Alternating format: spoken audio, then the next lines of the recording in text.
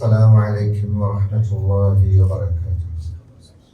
إن الحمد لله نحمده ونستعينه ونستغفره ونعوذ بالله من شرور أنفسنا ومن سيئات أعمالنا. من يهده الله فلا مضل له ومن يضلل فلا هادي له. أشهد أن لا إله إلا الله وحده لا شريك له. أشهد أن محمدا عبده ورسوله أرسله بالهدى ودين الحق ليظهره على الدين كله ولو كره المشركون. اللهم صل على محمد وعلى آل محمد كما صليت على إبراهيم وعلى آل إبراهيم إنك حميد مجيد. اللهم بارك على محمد وعلى آل محمد كما باركت على إبراهيم وعلى آل إبراهيم إنك حميد مجيد. أما بعد فإن أصدق الحديث كتاب الله وخير الهدي هدي محمد صلى الله عليه وسلم وشر الأمور محدثاتها وكل محدثة بدعة وكل بدعة ضلالة وكل ضلالة في النار. أعوذ بالله من الشيطان الرجيم. بسم الله الرحمن الرحيم. يا أيها الذين آمنوا اتقوا الله حق تقاته ولا تموتن إلا وأنتم مسلمون. സ്നേഹം നിറഞ്ഞ സഹോദരന്മാരെ സഹോദരന്മാരെ, അള്ളാഹുവിനെ സൂക്ഷിച്ച് അവന്റെ വിധിവിലക്കുകൾ പാലിച്ചുകൊണ്ട് ജീവിതത്തിലുടനീളം രഹസ്യത്തിലും പരസ്യത്തിലും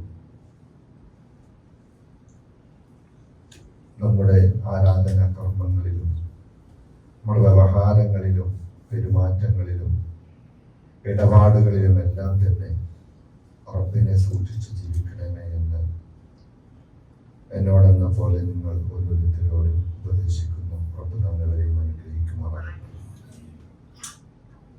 അല്ലാഹുവിന്റെ അനുഗ്രഹത്താൽ ഈ ഒരു വർഷത്തിന്റെ അവസാന മാസത്തിലേക്ക് കടക്കുകയാണ്.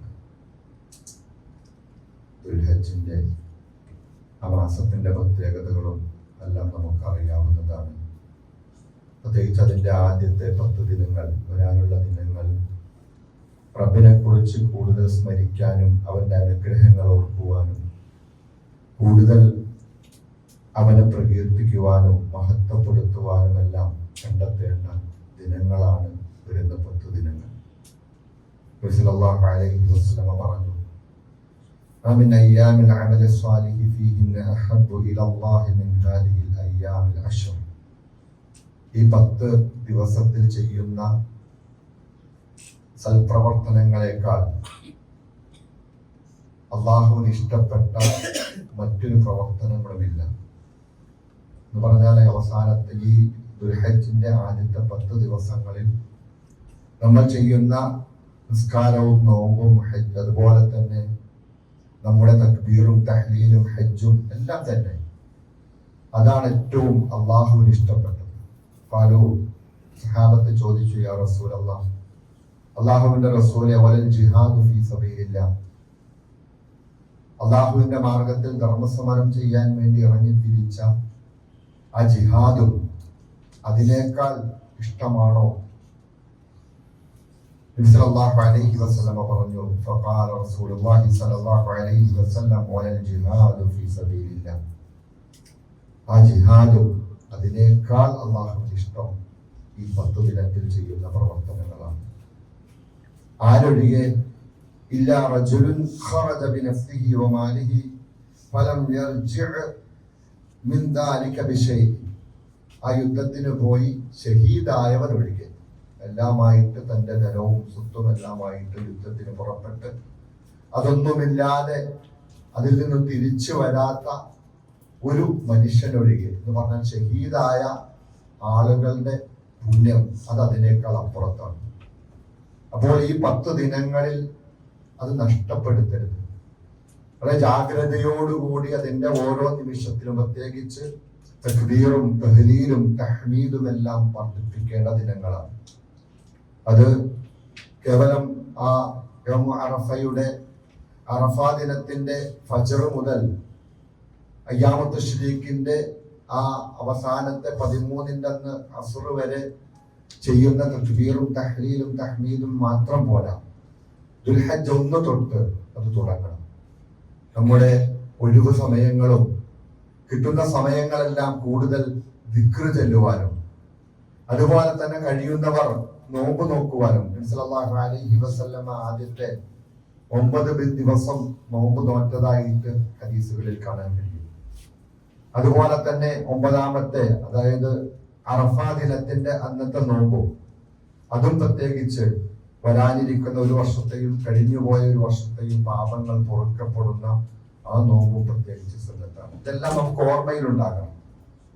അത്രയ്ക്ക് പ്രധാനപ്പെട്ട പണ്ഡിതന്മാർ അതിനെ വിശദീകരിക്കുന്നത് റമദാനിന്റെ അവസാനത്തെ 10 രാത്രികൾക്കാണ് പുണ്യമെങ്കിൽ ഏറ്റവും രാത്രികളുടെ പുണ്യം നോക്കുമ്പോൾ റമദാൻ മാസത്തിന്റെ അവസാനത്തെ 10 രാത്രികളാണ്. പകലിന്റെ പുണ്യം നോക്കുമ്പോൾ ദുൽഹജ്ജ് മാസത്തിന്റെ ആദ്യത്തെ 10 ദിവസങ്ങളുടെ പകലിനാണ് പുണ്യം കൂടുതൽ എന്ന് പണ്ഡിതന്മാർ അതിനെ വിശദീകരിക്കുന്നു. ഇതൊക്കെ അള്ളാഹുവിന് ഇഷ്ടപ്പെട്ട ദിനങ്ങളാണ്, പവിത്രമാക്കപ്പെട്ട മാസം. അതുപോലെ തന്നെ അള്ളാഹുവിന് വേണ്ടി സർവസ്വവും സമർപ്പിക്കുന്ന ഹജ്ജ് എന്ന കർമ്മം നടന്നു പോകുന്ന മാസം. അതുപോലെ അള്ളാഹുവിന്റെ ഏറ്റവും ഇഷ്ടമായ, അള്ളാഹുവിന് ഏറ്റവും ഇഷ്ടമുള്ള പ്രവൃത്തി യൗമുൻ നഹറിന്റെ അന്ന്, ആ അറബ് ദിനത്തിന്റെ അന്ന് നടത്തുന്ന ഏറ്റവും ഇഷ്ടപ്പെട്ട പ്രവൃത്തി അള്ളാഹുവിന്റെ മാർഗത്തിൽ അറുക്കലാണ്. അതും പുണ്യമാണ്. ഇതെല്ലാം നമ്മുടെ ജീവിതത്തിൽ നമ്മൾ കൊണ്ടുവരണം. കേട്ടു പോകുന്നതിനപ്പുറത്തേക്ക് നമ്മുടെ ജീവിതത്തിൽ ഇത് പകർത്തണം. മറ്റുള്ളവർക്ക് പറഞ്ഞു കൊടുക്കണം. നമ്മൾ മറ്റുള്ളവർക്ക് മാതൃകയാകണം. തീർച്ചയായിട്ടും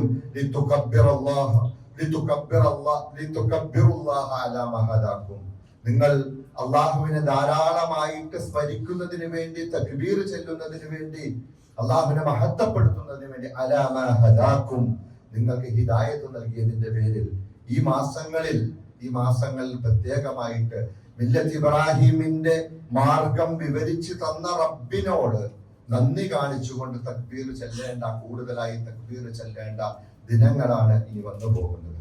പലപ്പോഴും നമ്മുടെ ജീവിതത്തിൽ നിന്നും ആ റബ്ബിനെ ഓർക്കുന്നതിന് പകരം നമ്മുടെ ജീവിതത്തിന്റെ മേഖലകളിൽ നമ്മൾ മറന്നു പോകുന്നുണ്ടോ എന്ന് നമ്മൾ ചിന്തിക്കണം.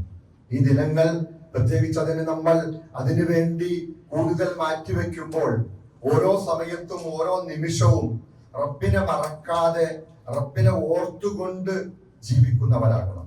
എപ്പോഴും റബ്ബിനെ ഓർമ്മയുണ്ടാകണം. അള്ളാഹു പറഞ്ഞല്ലോ, നിങ്ങൾ വലാ തകൂനു കല്ലദീന നസുല്ലാഹ് വലാ തകൂനു കല്ലദീന നസുല്ലാഹ്. നമ്മളെ വിളിച്ചിട്ടാണ് യാ അയ്യുഹല്ലദീന ആമനു, അല്ലയോ സത്യവിശ്വാസികളെ, തഖുല്ലാഹ, നിങ്ങൾ അല്ലാഹുവിനെ സൂക്ഷിക്കണേ.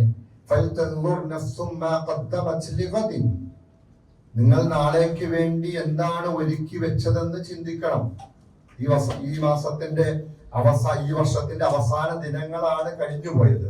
നമ്മൾ ഈ ഒരു വർഷം എന്ത് നേടിയിട്ടുണ്ട്, ഈ കൃത്യമായിട്ട് എത്ര കൃത്യമായിട്ടാണ് അള്ളാഹു അതിനെല്ലാം ചിട്ടപ്പെടുത്തിയത്. ഒരു വർഷം കഴിഞ്ഞു പോകുമ്പോൾ റബ്ബിനെ കൂടുതലായി സ്മരിക്കുന്ന, റബ്ബിന് ഏറ്റവും ഇഷ്ടപ്പെട്ട പ്രവർത്തനങ്ങൾ ചെയ്യുന്ന, റബ്ബിന് ഏറ്റവും ഇഷ്ടപ്പെട്ട ദുആ, ഏറ്റവും അഫ്ദലായ ദുആ, അത് അറഫാ ദിനത്തിന്റെ ദുആയാണെന്ന് നബി സല്ലല്ലാഹു അലൈഹി വസല്ലം പഠിപ്പിച്ചു. പ്രാർത്ഥനയിൽ ഏറ്റവും സുന്ദരമായ, ഏറ്റവും ഇഷ്ടപ്പെട്ട, റബ്ബിന് ഇഷ്ടപ്പെട്ട ശ്രേഷ്ഠമായ പ്രാർത്ഥന അത് അറഫാ ദിനത്തിന്റെ പ്രാർത്ഥനയാണ്. അതിൽ തന്നെ ഏറ്റവും ഉദാത്തമായത് ലാ ഇലാഹ ഇല്ലല്ലാഹ്. ലാ ഇലാഹ ഇല്ലല്ലാഹ് ഒരു പ്രാർത്ഥനയാണ്, ദിക്റാണ്. അതിനപ്പുറത്തേക്ക് മറ്റൊന്നുമില്ല. എന്താണ് ലാ ഇലാഹ ഇല്ലല്ലാഹ്? അല്ലാഹു, നീയല്ലാതെ മറ്റാരുമില്ല എനിക്ക് നൽകാൻ.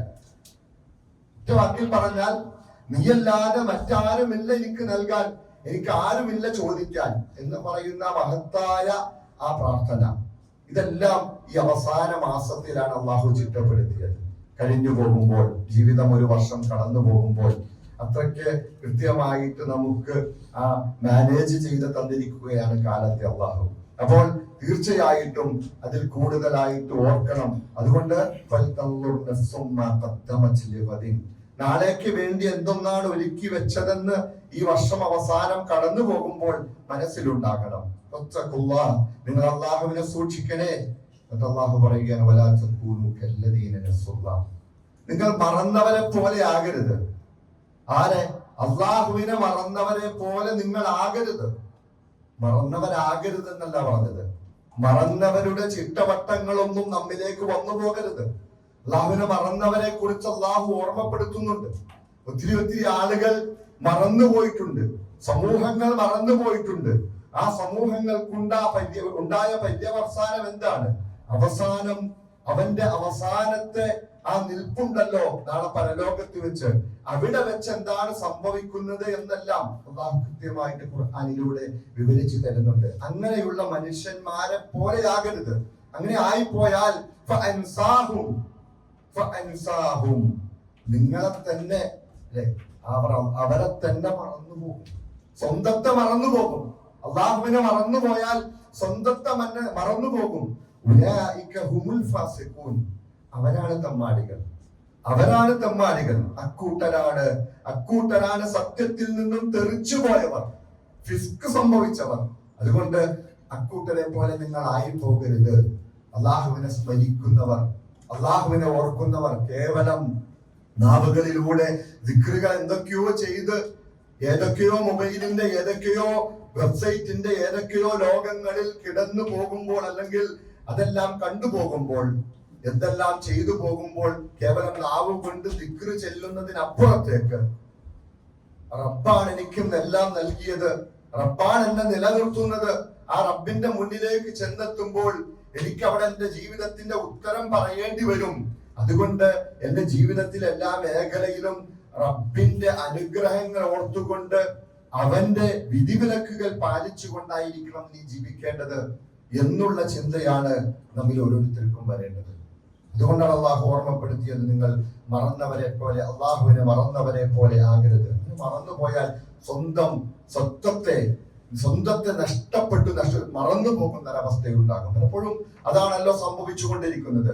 മനുഷ്യൻ റബ്ബിനെ മറന്നപ്പോൾ, റബ്ബിന്റെ വിധിവിലക്കുകളെ വകവയ്ക്കാതെ റബ്ബിനെ മറന്നുപോയപ്പോൾ, അവന്റെ അനുഗ്രഹങ്ങളെ മറന്നുപോയപ്പോൾ, എനിക്ക് കിട്ടിയതെല്ലാം എന്റെ മക്കളും എന്റെ കുടുംബവും അതുപോലെ തന്നെ എനിക്ക് കിട്ടിയ സമ്പത്തും എന്റെ ആരോഗ്യവും ഈ കാണുന്നതെല്ലാം ദുനിയാവിന്റെ എല്ലാം തന്നെ അത് അള്ളാഹു നൽകിയതാണ്. ഇതിന് ചില ചിട്ടവട്ടങ്ങളുണ്ട്, ചില പരിധികളുണ്ട്. ആ പരിധിയിൽ നിന്നാണ് അത് ഉപയോഗിക്കേണ്ടത്. എന്തെല്ലാം മറന്നുപോയപ്പോൾ സ്വന്തത്തെ മറന്നിട്ട് ഉമ്മയല്ലാതെയാകുന്ന അവസ്ഥ, മക്കളല്ലാതെയാകുന്ന അവസ്ഥ, ബാപ്പയല്ലാതെയാകുന്ന അവസ്ഥ, ഭർത്താവ് ഭാര്യയെ കൊല്ലുന്ന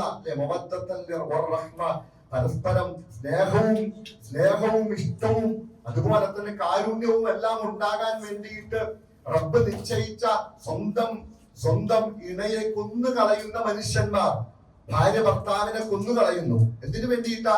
അടുത്ത നിമിഷം നന്നായി ജീവിക്കാൻ പറ്റും, ഈ ലോകത്ത് സുഖമായിട്ട് ജീവിക്കാൻ പറ്റും. സ്വന്തത്തെ മറന്നു കളയുന്നവർ, സ്വന്തം ബാധ്യതകളെ, അല്ലെ, സ്വന്തം മക്കളുടെ ഉമ്മയാണ് ഞാൻ, 2 കുട്ടികളുടെ അല്ലെങ്കിൽ 3 കുട്ടികളുടെ മാതാവാണ് ഞാൻ ഇന്ന ആളുടെ സഹധർമ്മിണിയാണ്. എനിക്കങ്ങനെ പറ്റില്ല. എന്റെ മൊബൈലിലേക്ക് വന്ന വാട്സപ്പിൽ വന്നൊരു മെസ്സേജിന് മറുപടി കൊടുത്ത്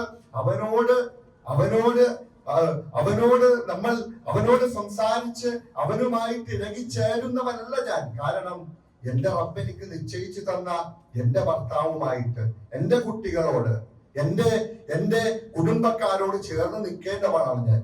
അതുപോലെ തന്നെ അല്ലെ, മക്കളെ എല്ലാം പറഞ്ഞു കൊടുക്കണം, മക്കളോട് പറഞ്ഞു പഠിപ്പിക്കണം.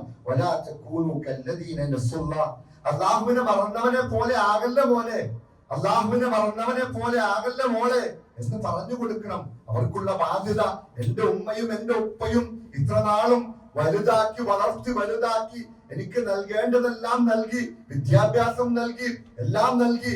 എനിക്കൊരു പോറൽ പോലും ഏൽക്കാതെ എന്റെ ശരീരത്തിന്റെ ഏതെങ്കിലും ഒരു ഭാഗത്തൊരു പാട് വന്നാൽ അതിന്റെ പേരിൽ എന്റെ കുട്ടിക്ക് എന്തെങ്കിലും തടയപ്പെടുമോ എന്ന് ഭയപ്പെട്ടുകൊണ്ട് ചേർത്ത് പിടിച്ച എന്റെ ഉമ്മയ്ക്കും ഉപ്പയ്ക്കും പകരമായിട്ട് ഇന്ന് കണ്ടവന്റെ പുറകിൽ ഇറങ്ങിപ്പോകാൻ എനിക്ക് കഴിയില്ല. കാരണം എനിക്ക് ബാധ്യതയുണ്ട് എന്റെ അമ്മയോട്, എന്റെ ഉപ്പയോട് ബാധ്യതയുണ്ട്. ആ ബാധ്യത എന്റെ റബ്ബ് പറഞ്ഞു തന്നതാണ്. എന്റെ റബ്ബിനെ ഞാൻ മറക്കാൻ പാടില്ല എന്നുള്ളൊരു ബോധം ആ മക്കൾക്ക് ഇട്ടുകൊടുക്കണം. പറഞ്ഞു കൊടുക്കണം. മക്കളെ, റബ്ബിനെ മറന്നവരെ പോലെ ആകല്ലേ എന്ന് പറഞ്ഞു കൊടുക്കണം. അങ്ങനെ മറന്നു പോയാൽ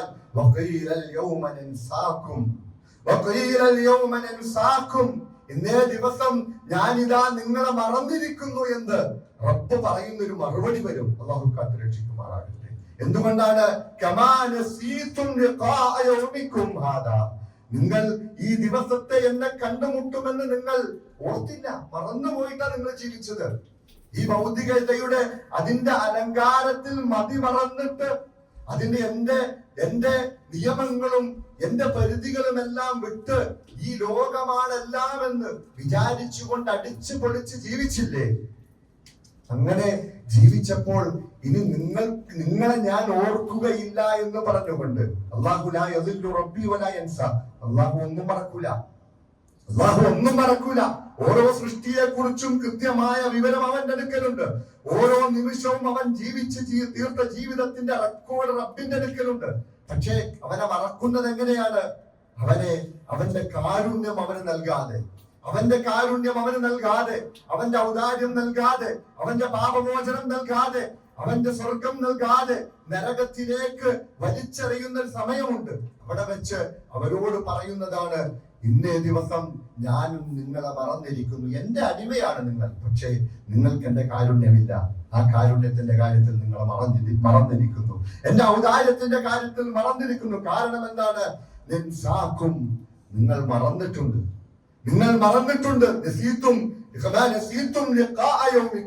ഇന്നേ ദിവസത്തിന്റെ ഈ കണ്ടുമുട്ടൽ നിങ്ങൾ മറന്നുപോയിട്ടാണ് ജീവിച്ചത്. നമ്മളായിക്കൂടാ. നമ്മൾ നമ്മിലേക്ക് മടങ്ങാനാണ്, മറ്റൊരാളോട് പറയുന്നതല്ല. ഞാൻ എന്നിലേക്ക് മടങ്ങാൻ, നമ്മൾ ഓരോരുത്തരും നമ്മിലേക്ക് മടങ്ങാൻ, റബ്ബിന്റെ ഓരോ നിമിഷവും ജീവിച്ചു തീർക്കുമ്പോൾ റബ്ബിന്റെ അനുഗ്രഹങ്ങളെ കുറിച്ച് ഓർത്തുകൊണ്ടായിരിക്കണം ജീവിക്കേണ്ടത്. അവന്റെ നിയമങ്ങളെ കുറിച്ച് ഓർത്തുകൊണ്ടായിരിക്കണം ജീവിക്കേണ്ടത്. അവൻ ഏത് രീതിയിൽ നമ്മോട് കൽപ്പിച്ചിട്ടുണ്ടോ അത് ജീവിതത്തിൽ കൊണ്ടുവരാനും, എന്താണോ നിരോധിച്ചത് അത് ജീവിതത്തിൽ നിന്ന് മാറ്റിവെക്കാനും, എങ്ങനെയാണ് ജീവിതം ഉപയോഗിച്ച് തീർക്കേണ്ടത്, ജീവിച്ചു തീർക്കേണ്ടത്, ആ പരിധികളിൽ നിന്നുകൊണ്ടായിരിക്കണം ജീവിക്കേണ്ടത്. അല്ലാഹു പറഞ്ഞല്ലോ,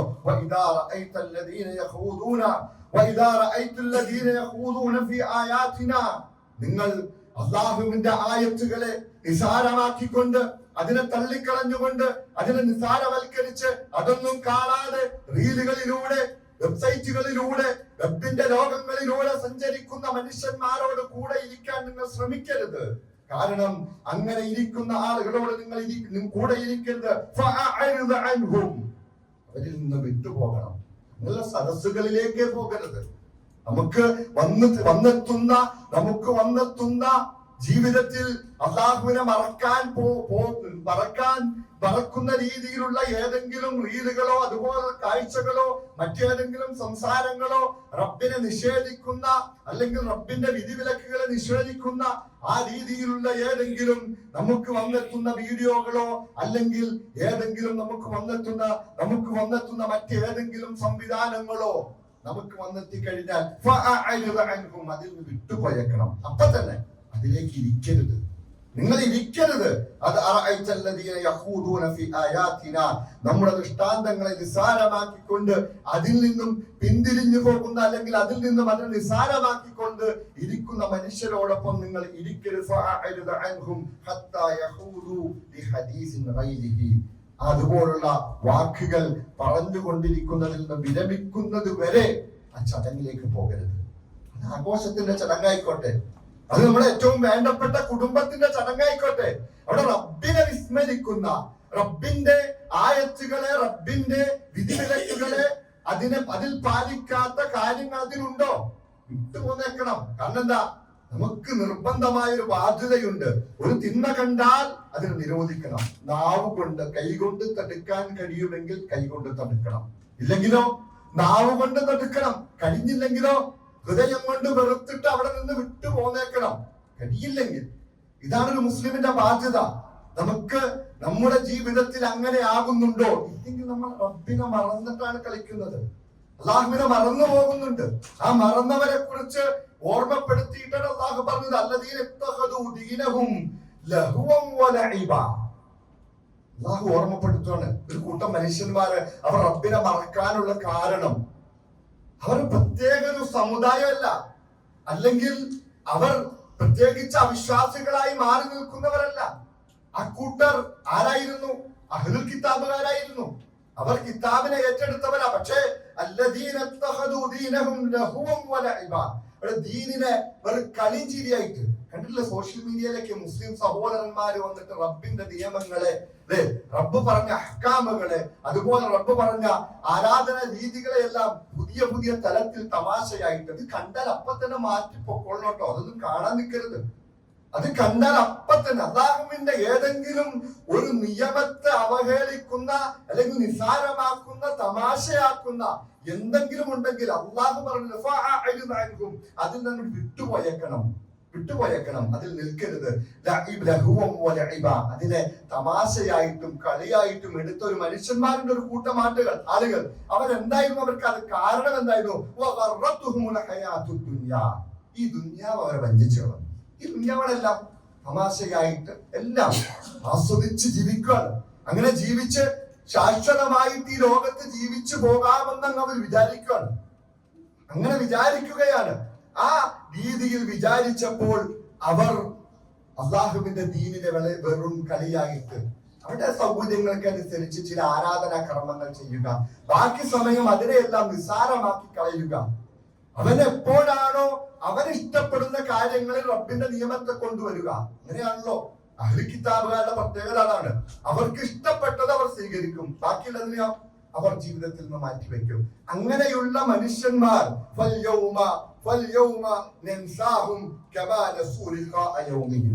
അക്കൂട്ടരെ അല്ലാഹു പരലോകത്ത് വെച്ച് മറന്നു കളയുന്നു.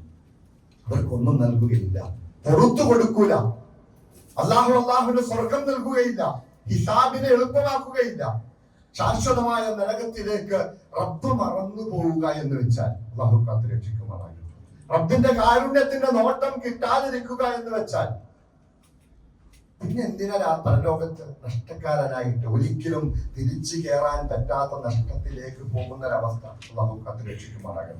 അതുകൊണ്ട് എന്താണ്, റബ്ബിനെ കണ്ടുമുട്ടുമെന്നുള്ള മറവി ഉണ്ടായിപ്പോയാൽ റബ്ബ് മറക്കൂന്ന് റബ്ബ് പറഞ്ഞതാ. എത്രയോ പ്രാവശ്യം ആവർത്തിച്ചാണ് ഖുർആനിലൂടെ പറയുന്നത്. നിങ്ങൾ ഇന്നേ ദിവസത്തെ മറന്നു, ഈ ദിവസത്തിൽ നിൽക്കേണ്ടി വരുമെന്നുള്ള കാര്യം മറന്നു, ഈ ദിവസത്തിൽ നിങ്ങളുടെ ജീവിതം ബോധ്യപ്പെടുത്തേണ്ടി വരുമെന്നുള്ള കാര്യം മറന്നുകൊണ്ടാണ് നിങ്ങൾ ജീവിച്ചത്.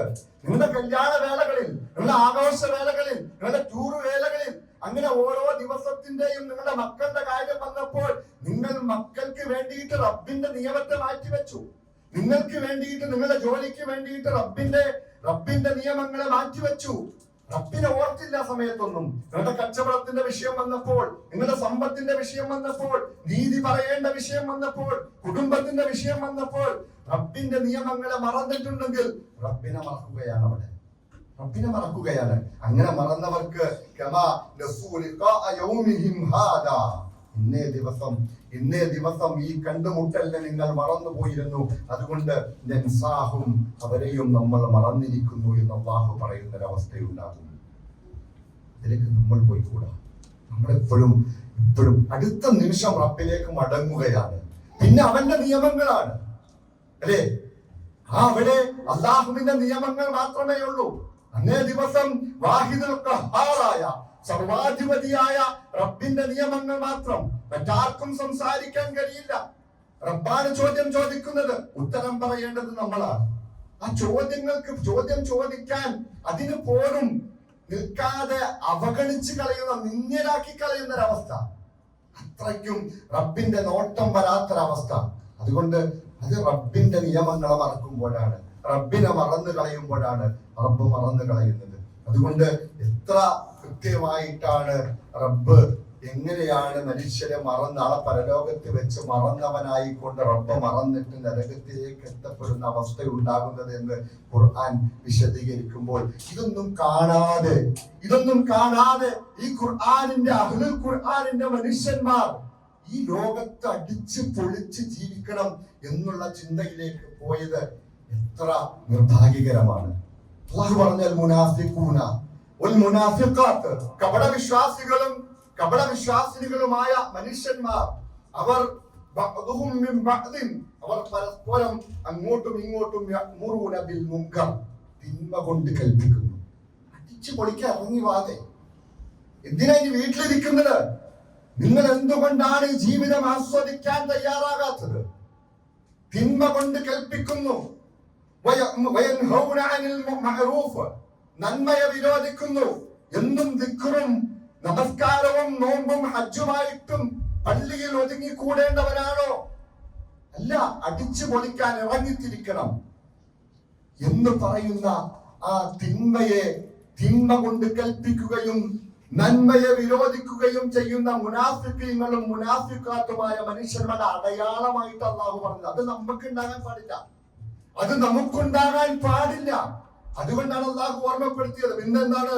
അവർ ആ രീതിയിൽ അവരോട് അങ്ങനെ കൽപ്പിക്കുകയും അതുപോലെ അള്ളാഹുവിനെ മറന്നു കളയുകയും ചെയ്തു. അള്ളാഹുവിനെ മറന്നു കളഞ്ഞു. ഈ അള്ളാഹുവിനെ മറന്നപ്പോഴാണ് ഇവർക്ക് ഇതുപോലുള്ള ഈ ദുസ്വഭാവങ്ങൾ വന്നത്.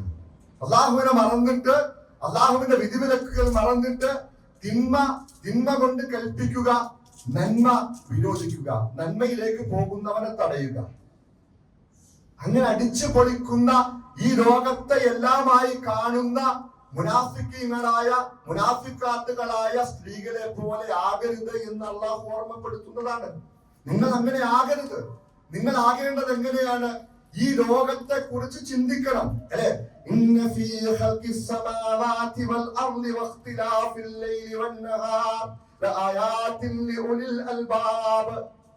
എന്താ പറഞ്ഞത്? ആകാശവും ഭൂമിയും ലോകം മുഴുവൻ നിങ്ങൾ കാണണം. വായിക്കണം പ്രവാചകരെ, അല്ലെ? ഒന്നാമത്തെ കൽപ്പന അതാ, വായിക്കണം. എന്താ വായിക്കേണ്ടത്? ചരിത്രങ്ങൾ വായിക്കണം, ലോകത്തെ കുറിച്ച് പഠിക്കണം, ഭൂമിയെ കുറിച്ച് പഠിക്കണം, ആകാശത്തെ കുറിച്ച് പഠിക്കണം, യാത്ര ചെയ്ത് പഠിക്കണമെങ്കിൽ പഠിക്കണം. എങ്ങനെയാണോ നിങ്ങൾക്ക് കിട്ടേണ്ടത് അതെല്ലാം പഠിക്കണം. എന്താ പഠിച്ചിട്ട് എന്താ ചെയ്യേണ്ടത്?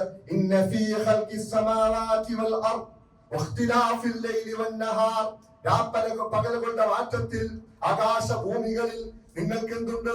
തീർച്ചയായിട്ടും ചിന്തിക്കുന്നവർക്ക് ദൃഷ്ടാന്തമുണ്ട്. ചിന്തിച്ചിട്ട് വെറുതെ പോവല്ല. ഈ കാണുന്ന സർവ്വ സംവിധാനങ്ങളെയും ഒരുക്കിയ റബ്ബിനെ കുറിച്ച് ഓർക്കും. അല്ലദീന യദ്കുറൂനല്ലാഹ ഖിയാമൻ വഖുഊദൻ വഅലാ ജുനൂബിഹിം വയതഫക്കറൂന ഫീ ഖൽഖിസ് സമാവാതി വൽ അർദ്. അല്ലേ? അതാണ് الذين يذكرون الله قياما وقعودا وعلى جنوبهم ويتفكرون في خلق السماوات والارض. നിന്നുകൊണ്ടും ഇരുന്നുകൊണ്ടും കിടന്നുകൊണ്ടും സർവ്വസമയവും അള്ളാഹുവിനെ കുറിച്ച് ഓർക്കും. ആകാശഭൂമികളുടെ സൃഷ്ടിപ്പിനെ കുറിച്ച് ഓർക്കും. എന്നിട്ട് പറയും, ഇതൊന്നും നീ വെറുതെ സൃഷ്ടിച്ചതല്ല.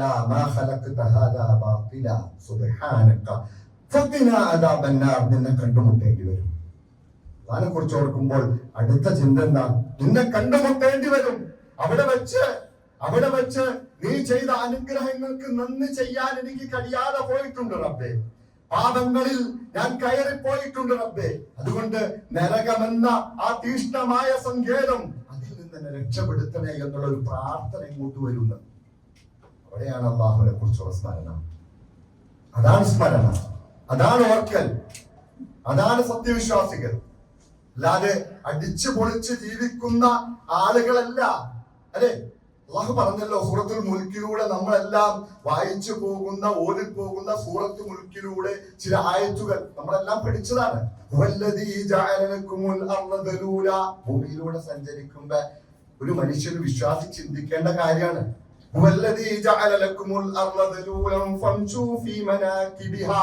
അതിന്റെ ഇങ്ങനെ ഓരത്തുകൂടി ഭൂമിയിലൂടെ നീ സഞ്ചരിക്കുമ്പോൾ അതിനെ നിനക്ക് ദലൂലായിട്ട്, നിനക്ക് തൊട്ടിലായിട്ട് അള്ളാഹു നിനക്ക് കീഴ്പ്പെടുത്തി തന്നവൻ അള്ളാഹുവാണ്. ആ ഓർമ്മ ഉണ്ടാകണം. പിന്നെന്താ വേണ്ട? ഭക്ഷണത്തെ കുറിച്ച് പറയാനാ പറഞ്ഞത് സഹോദരൻ. ഇന്നേ ദിവസം ഭക്ഷണത്തെ കുറിച്ച് പറയാനാ പറഞ്ഞത്. നിങ്ങൾ ഭക്ഷണം കഴിച്ചോ? പക്ഷേ നടന്നു പോകുമ്പോൾ, നിങ്ങൾ സഞ്ചരിക്കുമ്പോൾ, നിങ്ങൾ ഭക്ഷണം കഴിക്കുമ്പോൾ, നിങ്ങളുടെ ജീവിതത്തിന്റെ ഓരോ നിമിഷവും നിങ്ങൾ ഇലൈഹിൻ നുശൂർ, അവനിലേക്ക് മടക്കപ്പെടുമെന്നുള്ള ചിന്ത കൂടി ഉണ്ടാകണം.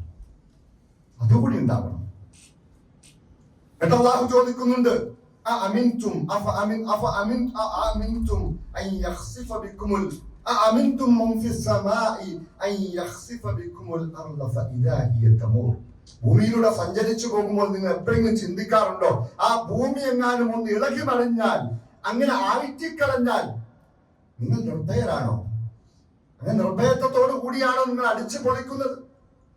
നിങ്ങൾ ടൂറുകൾ പോകുമ്പോൾ റബ്ബിനെ മറന്നിട്ട് അല്ലേ, ആ ടൂറിന്റെ ആ രംഗങ്ങളൊക്കെ പിന്നെ ഇട്ട് കാണുമ്പോൾ അല്ലാഹു പുറത്തു കൊടുക്കുമാറാകട്ടെ. മരിച്ചുപോയവർക്കെല്ലാം അല്ലെ അങ്ങനെ ഒരു വൈബിൽ അങ്ങ് പോയതാണല്ലോ, അല്ലാഹു അവർക്കെല്ലാം പുറത്തു കൊടുത്ത് സ്വർഗം നൽകുമാറാകട്ടെ. ഇത് 4 കുട്ടികളാണ്. 4 കുട്ടികളാണ് മംഗളയിൽ മരണപ്പെട്ടത്. ചെറിയ കുട്ടികൾ, 20 വയസ്സുള്ള ആ ടീനേജിന്റെ പ്രായം. അല്ലാഹു അവർക്ക് എന്തെങ്കിലും വീഴ്ചകൾ വന്നിട്ടുണ്ടെങ്കിൽ അതെല്ലാം പുറത്തു കൊടുക്കുമാറാകട്ടെ. അല്ലെ, അവരുടെ കുടുംബത്തിന്റെ പ്രതീക്ഷയായിരുന്നു അല്ലെ, ആ കുടുംബത്തിന് അവർക്ക് ഏറ്റവും നല്ല രീതിയിൽ ക്ഷമിക്കുവാനും അതിനേക്കാൾ ഉത്തമമായതിനെ അവർക്ക് നൽകി അനുഗ്രഹിക്കുമാറാകട്ടെ. അല്ലാത്ത സങ്കടപ്പെടുത്തുന്ന അല്ലെ അല്ലാഹുവിന്റെ പിടുത്തം ചിന്തിക്കുമല്ലോ. ആ മലയിലേക്ക് കയറിപ്പോയ 7 കുട്ടികൾ ഒരിക്കലും ചിന്തിച്ചിട്ടില്ല എന്നൊരു സംഭവം ഉണ്ടാവുമെന്ന്. സൂക്ഷിക്കണം കേട്ടോ. മുന്നറിയിപ്പുകളെല്ലാം വരുന്നത് ഇപ്പോഴുള്ള ഈ മഴയും അതുമായി ബന്ധപ്പെട്ട ഇടിമിന്നലും എല്ലാം ശക്തമാണെന്നാ പറഞ്ഞത്. അല്ലാഹു കാത്തുരക്ഷിക്കുമാറാകട്ടെ. നമ്മുടെ കുടുംബത്തെയും മക്കളെയും നാടിനെയും എല്ലാം കാത്തുരക്ഷിക്കുമാറാകട്ടെ. അതൊക്കെ റബ്ബ് പിടിക്കാന്ന് വിചാരിച്ചാൽ നിങ്ങൾ നിർഭയരാണോ? അഅമിൻതും മൻ ഫിസ് സമാ, ആകാശത്തുള്ളവരെ കുറിച്ച് നിങ്ങൾ നിർഭയരാണോ? അൻ യഖ്സിഫ ബിക്കുമുൽ അർള, ഭൂമിയിൽ ആഴ്ത്തിക്കളയും. അങ്ങനെ ആഴ്ത്തിക്കളഞ്ഞാൽ ആ സമയത്ത് ആരാണ് രക്ഷപ്പെടുത്താനുള്ളത്? അമിൻതും, അതോ നിങ്ങൾ നിർഭയരാണോ? അൻ യുർസില അലൈക്കും, നിങ്ങളിലേക്ക് ഭൂമി ആകാശത്ത് നിന്നും ഹാസിബ, ആ കാറ്റിനെ, കൊടുങ്കാറ്റിനെ അയച്ചുകൊണ്ട് നിങ്ങളെ നശിപ്പിക്കുമ്പോൾ അതിനെക്കുറിച്ച് നിങ്ങൾ നിർഭയത്വത്തിലാണോ? നമ്മുടെ നാട്ടിൽ, ഞങ്ങളുടെ നാട്ടിലൊക്കെ കാറ്റുണ്ടായിട്ട് എന്തുകൊണ്ടാ ആർക്കൊന്നും ചെയ്യാൻ പറ്റാത്ത രീതിയിൽ. ഇന്നിപ്പോൾ ഹാരിസിന്റെ ഒക്കെ വീടിന്റെ അടുത്ത് കറണ്ട് ഇപ്പോഴും വന്നിട്ടില്ല അല്ലെ, ഇന്ന് വന്നിട്ടില്ല. 2 ദിവസമായിട്ട് കറണ്ട് ഇല്ല. നമുക്കൊക്കെ ഓർക്കും നമ്മളെല്ലാം സുഖമായിട്ട് പോകാന്ന് വിചാരിക്കും. ഒന്നും ചെയ്യാൻ പറ്റൂല. അത്രയ്ക്ക് ശക്തമായ കാറ്റുണ്ടായിട്ട് വീടുകളിന്റെ മുകളിലേക്ക് മരങ്ങൾ കടപുഴുകി വീണു. UP-യിൽ 80ഓളം ആളുകളാണ് കണക്കിൽ മരണപ്പെട്ടത് ഇന്നലെ. അല്ലാഹു കാത്തുരക്ഷിക്കുമാറാകട്ടെ. ഒന്ന് അടിച്ചു വീശിക്കഴിഞ്ഞാൽ നിങ്ങൾ നിർഭയരാണോ? അങ്ങനെയാണോ നിങ്ങൾ അടിച്ചു പൊളിച്ച് ജീവിക്കുന്നത്? റബ്ബിന്റെ പിടുത്തം വന്നാൽ നിങ്ങൾക്ക് പിന്നെ എന്ത് ചെയ്യാൻ പറ്റുമോ? കഴിയില്ല, ഒന്നും ചെയ്യാൻ പറ്റൂല. ഓർക്കണം, ഭൂമിയിലൂടെ സഞ്ചരിച്ചോ, നിങ്ങൾ ഭക്ഷണം കഴിച്ചോ? പക്ഷെ ഭക്ഷണം കഴിക്കുമ്പോഴും ഭൂമിയിലൂടെ സഞ്ചരിക്കുമ്പോഴും അതിനു വേണ്ടി മാത്രമാണ് എന്നെ സൃഷ്ടിച്ചതെന്ന് നിങ്ങൾ ചിന്തിക്കല്ലോ. അവന്റെ ജീവിതത്തിന്റെ, അവന്റെ സൃഷ്ടിപ്പിനെ അവൻ മറന്നു കളഞ്ഞു എന്നാണ് പറഞ്ഞത്. സൃഷ്ടിപ്പിന്റെ ലക്ഷ്യത്തെ മറക്കരുത് അല്ലെ. നിങ്ങൾക്ക് ഭക്ഷണം കാലം പിടിച്ചു വെച്ചാൽ, അള്ളാഹു പിടിച്ചു വെച്ചാൽ ആരുണ്ട് കൊണ്ടുവന്ന് തരാൻ? അല്ലെ. ഏതെങ്കിലും ഒരു അവിവേകിയായ ഭരണാധികാരി ഒന്ന് കടുപ്പത്തിൽ യുദ്ധം ചെയ്യാന്ന് വിചാരിച്ചാൽ ഹോർമുസ് തടയപ്പെടും. പിന്നെ ഇങ്ങനെ ഇല്ല, പിന്നെ ഭക്ഷണത്തിന് വേവലാതിയാണ്. നമ്മളൊക്കെ എല്ലാം ഇങ്ങനെ സുഗമമായിട്ട് പോകും എന്നുള്ള ചിന്ത.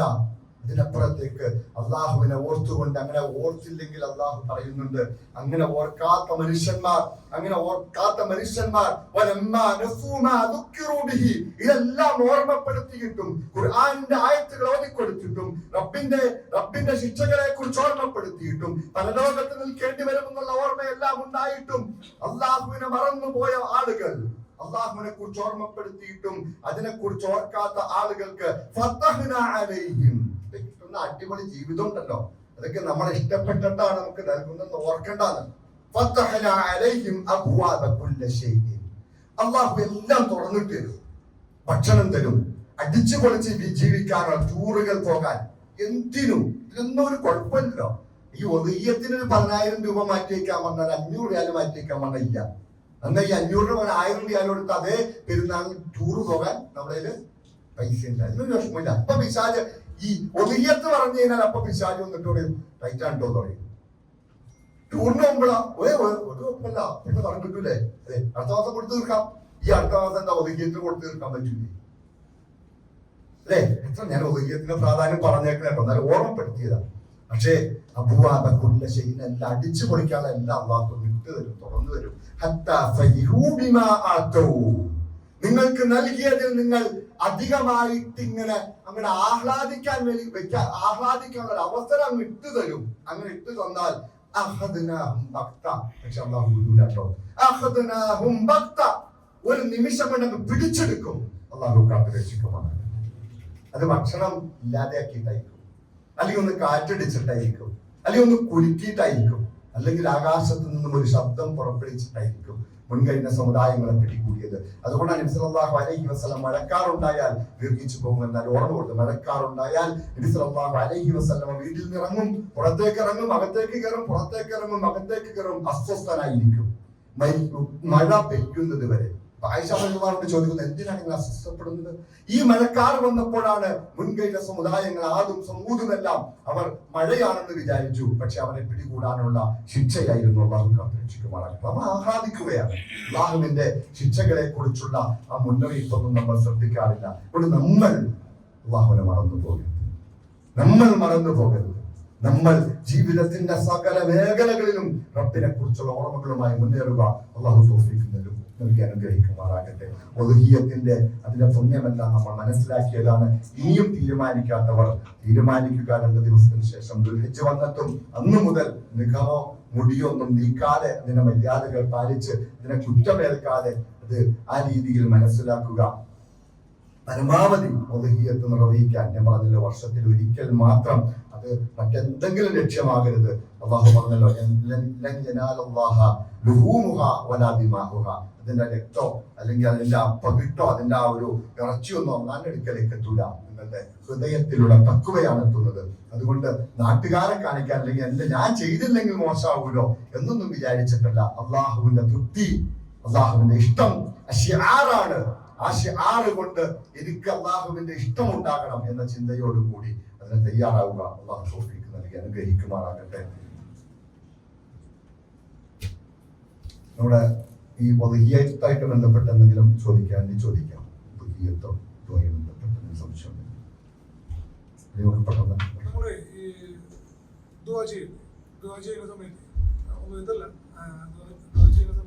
ഖുർആനിലുള്ള പ്രാർത്ഥന എന്ന് വെച്ചാൽ നമ്മൾ തജ്വീദിന്റെ നിയമം പാലിക്കേണ്ട കാര്യം അല്ല, ഖുർആൻ ഓതുമ്പോൾ മാത്രമാണ് ഖുർആന്റെ തജ്വീദിന്റെ നിയമങ്ങൾ പാലിക്കേണ്ടത്. എന്നാൽ അക്ഷരങ്ങൾ കൃത്യമായിട്ട് മഖ്റജ് അനുസരിച്ച് പുറത്തേക്ക് വരുന്നത് ദുആയിലുണ്ടാകണം.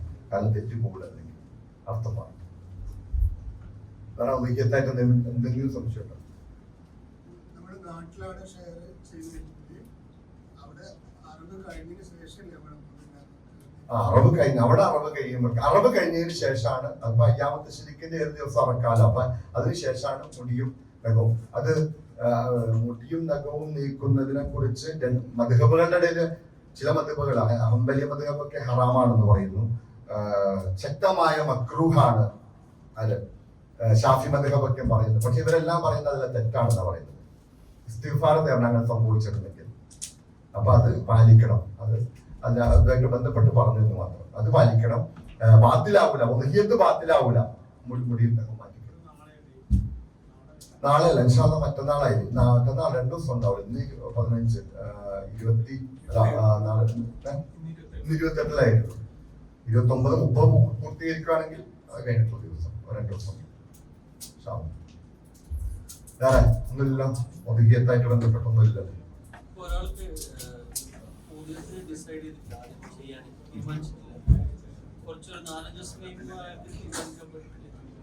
അതിന് കുഴപ്പമില്ല. അത് ഉളുഹിയ്യത്ത് ആ ദിവസത്തിന് തൊട്ട് മുമ്പ് അല്ലെങ്കിൽ അയ്യാമത്തെ ശരീക്കിന്റെ ദിവസങ്ങളിൽ വരെ അർത്ഥം കൊടുക്കാനോ. അത് ഉളുഹിയ്യത്ത് ശക്തമായ സുന്നത്താണ്. അത് ഒന്ന്. രണ്ടാമത്തെ അതിന്റെ ദിവസം അയ്യാമത്തെ ശരീക്കിന്റെ അവസാന ദിവസം വരെ സമയമുണ്ട്. അതിന്റെ ഉള്ളില് സൗകര്യം കിട്ടണനുസരിച്ച് ചെയ്തിട്ട് പരമാവധി ദുൽഹജ്ജ് 1 മുമ്പ് തന്നെ അത് ഒരുങ്ങി. കാരണം ഒരു മഹ്റമിന്റെ ഇഹ്റാമിൽ പ്രവേശിച്ചവന്റെ പദവിയിലേക്കാണ് ഇത് എത്തുന്നത്. അതുകൊണ്ടാണല്ലോ മുടി നഖമൊന്നും നീക്കാൻ പറ്റില്ല എന്ന് പറയുന്നത്. അത്രയ്ക്ക് പവിത്രമാണ്, റബ്ബിന്റെ ഷിആറാണ്, ഇബ്രാഹിം മില്ലത്തിന്റെ പ്രധാന ഭാഗമാണ്.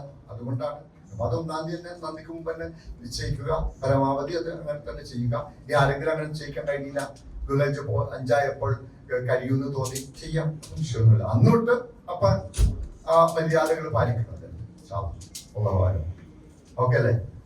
അപ്പൊ വർഷത്തിന് വേണ്ടിയിട്ട് ഇത് ചെയ്യാൻ പലവും അതിൽ അസ്വസ്ഥായിട്ടിരിക്കേണ്ട, കാരണം സംശയമൊന്നും ഇല്ലാത്തവരെ നമ്മുടെ എല്ലാ പാപങ്ങളും പുറത്ത് അല്ലാഹു സ്വർഗ്ഗത്തിൽ ഒരുമിച്ച് കൂട്ടുമാറാകട്ടെ. അസ്സലാമു അലൈക്കും വറഹ്മത്തുള്ളാഹി വബറകാതുഹു.